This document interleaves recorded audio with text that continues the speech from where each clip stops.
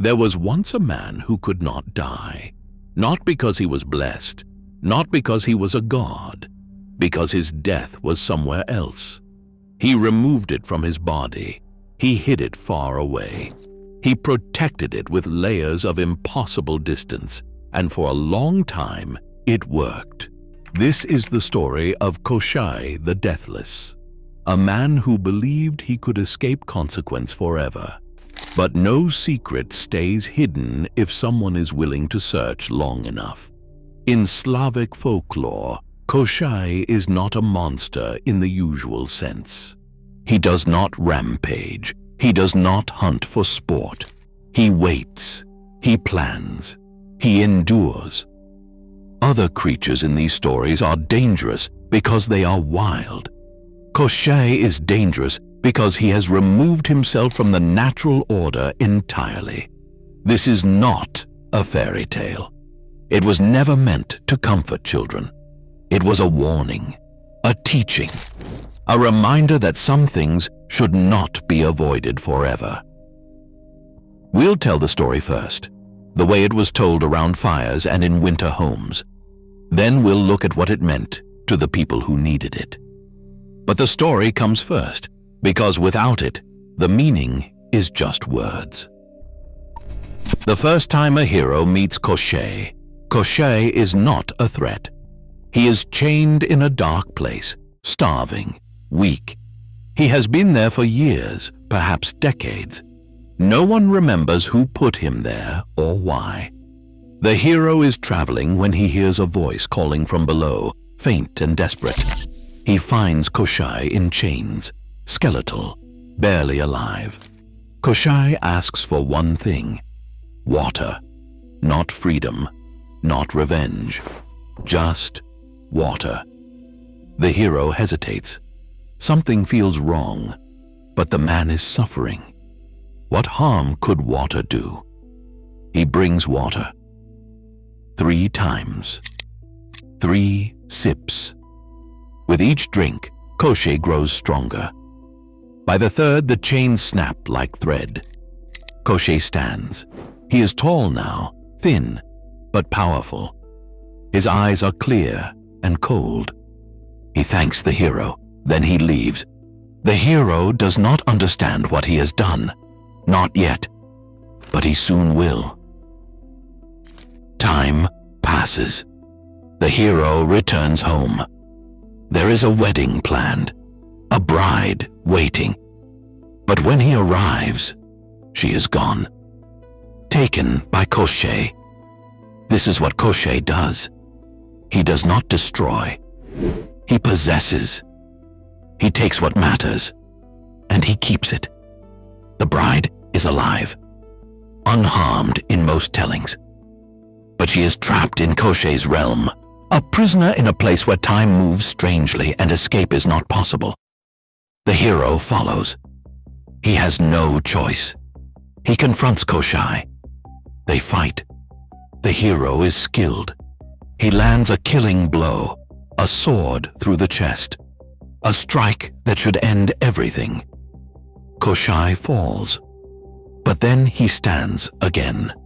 The wound closes. The blood stops. Koshei smiles.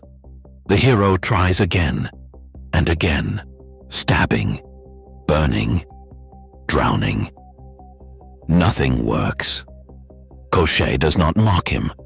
He simply waits, because he knows something the hero does not. You cannot kill a man whose death is not inside him. The bride tells the hero the truth. She learned it from Koshei himself. Perhaps he told her out of pride, perhaps out of loneliness.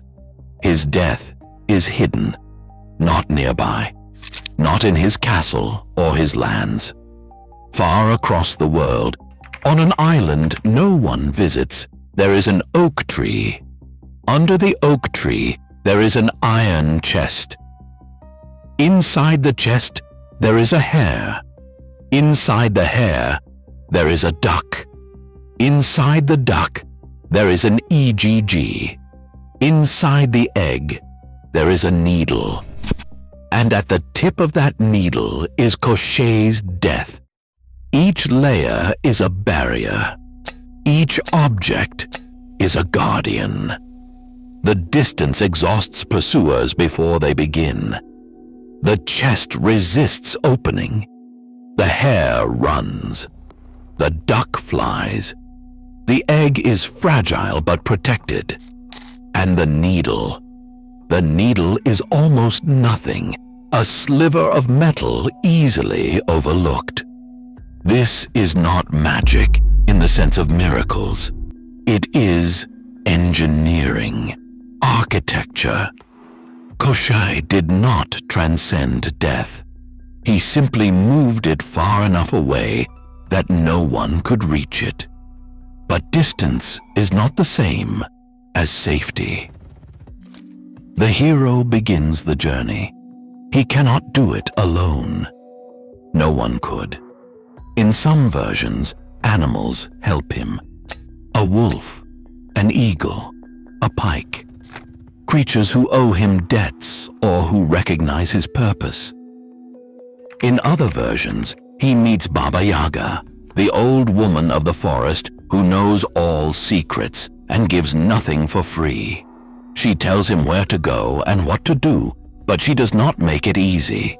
The journey takes months, maybe years. He crosses the sea. He finds the island. He finds the oak. The chest is buried deep. He digs until his hands bleed. Inside, the hare bursts free and runs. The wolf catches it. Inside the hare, the duck flies. The eagle brings it down. Inside the duck, the egg. Fragile, pale, cold. He holds it carefully. One crack and it could be over.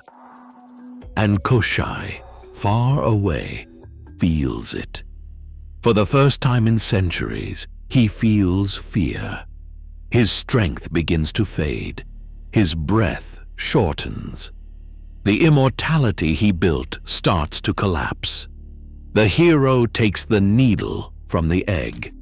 He snaps it, and Koshei dies. Not dramatically, not with curses or explosions. He simply stops. Like a machine with no power, like a fire with no wood, his body crumbles to dust, and the bride is free. So, what was this story really about? Koshei is not just a villain. He is a symbol. He represents rulers who never leave, kings who cling to thrones for generations, systems that outlive their purpose but refuse to end. He hoards power the way he hoards life. He does not use it. He does not grow. He simply persists. His skeletal appearance in many tellings is not accidental.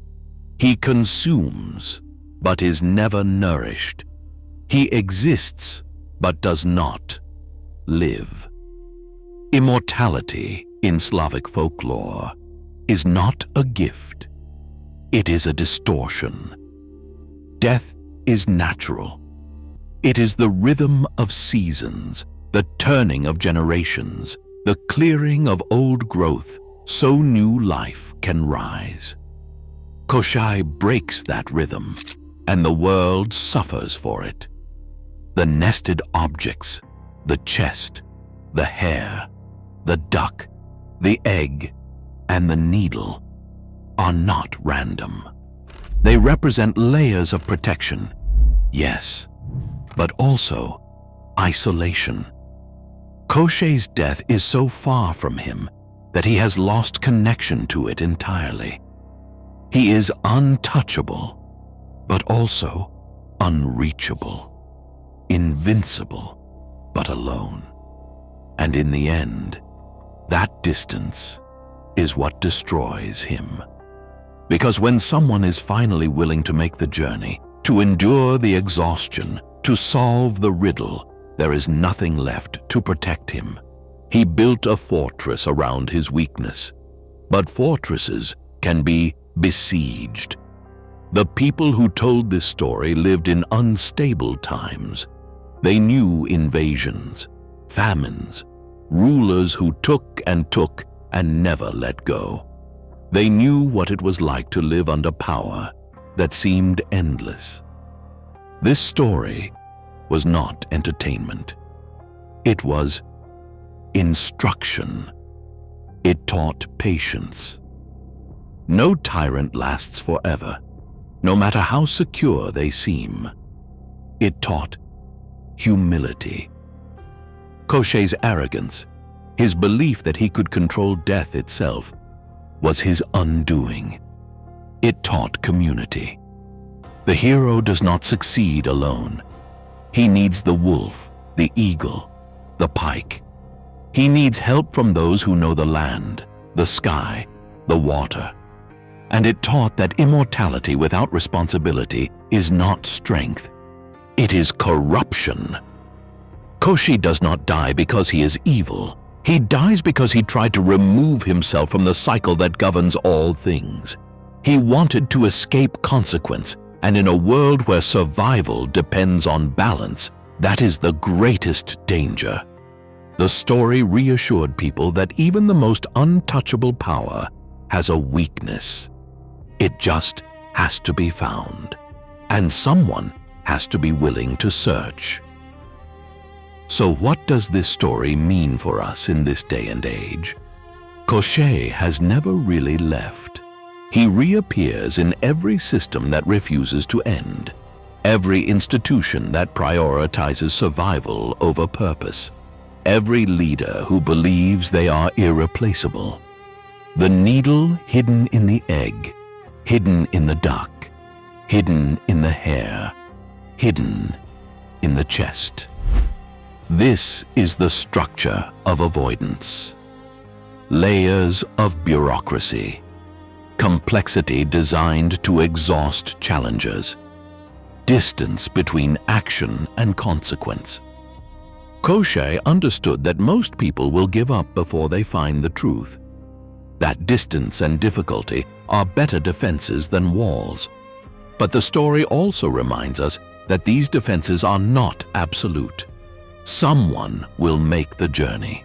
Someone will dig up the chest, chase the hare, catch the duck, crack the egg. And when they do, the structure collapses.